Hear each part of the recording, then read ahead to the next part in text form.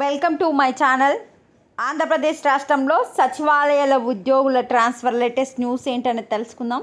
Video చూస్తున్న వాళ్ళు తప్పకుండా వీడియో లైక్ చేసి ఛానల్ని సబ్స్క్రైబ్ చేసుకోండి. వార్డు సచివాలయాల్లోనూ 30లోగా బదిలీలు.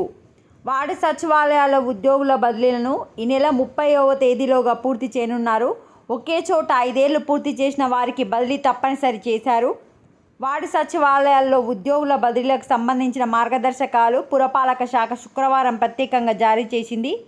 సొంత మండలంలో పోస్టింగ్ ఇవ్వరాదని నిర్ణయించారు. ఈ నెల 12న గ్రామ సచివాలయాల్లో ఉద్యోగుల బదిలీలకు ఉత్తర్వులు వెలువడిన విషయం తెలిసిందే. పురపాలక నగరపాలక సంస్థల పరిధిలోని వార్డు సచివాలయాలను బదిలీలకు ఇప్పుడు ఆదేశాలు వెలువడ్డాయి. ప్రతి సచివాలయంలోనూ నిర్దేశించిన పోస్టులు భర్తీ చేయాలి. అవసరమైన పోస్టులకు మించి ఉన్న ఉద్యోగులు అదే చోట తాత్కాలికంగా పనిచేయాలి.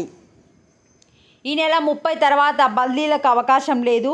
30లోగా పూర్తి చేసిన బదిలీల సమగ్ర వివరాలు జూలై 10లోగా HRMS పోర్టల్లో అప్లోడ్ చేయాలని పురపాలక ప్రాంతీయ సంచాలకులు, కమిషనర్లు, రాష్ట్ర పురపాలక శాఖ కమిషనర్ కార్యాలయం ఆదేశించింది. బదిలీలకు సంబంధించి పూర్తి అధికారం కలెక్టర్ లేదని స్పష్టం చేసింది. ఎవరెవరికి ప్రాధాన్యం ఇస్తారు? అందులో మానసిక శారీరక వికలాంగులైన పిల్లల తల్లిదండ్రులకు, 40% పైగా వైకల్యం ఉన్నవారు, cancer, open heart surgery, neuro surgery, kidney మార్పిడి సమస్యలు ఉన్నవారు, దీర్ఘకాలిక వ్యాధులతో బాధపడుతున్న జీవిత భాగస్వామి, పిల్లలు గల ఉద్యోగులు, కారుణ్య నియామకాల కింద ఉద్యోగాలు పొందినవారు, అందులైన ఉద్యోగులు స్వయంగా కోరితేనే బదిలీ చేయాలి. భార్యాభర్తలు ఇద్దరు ప్రభుత్వ ఉద్యోగులైతే ఒకే సచివాలయం సమీప సచివాలయంలో పోస్టింగ్ ఇవ్వాలి. ఇవి రూల్స్. వీడియోని లైక్ చేయండి. Thanks for watching.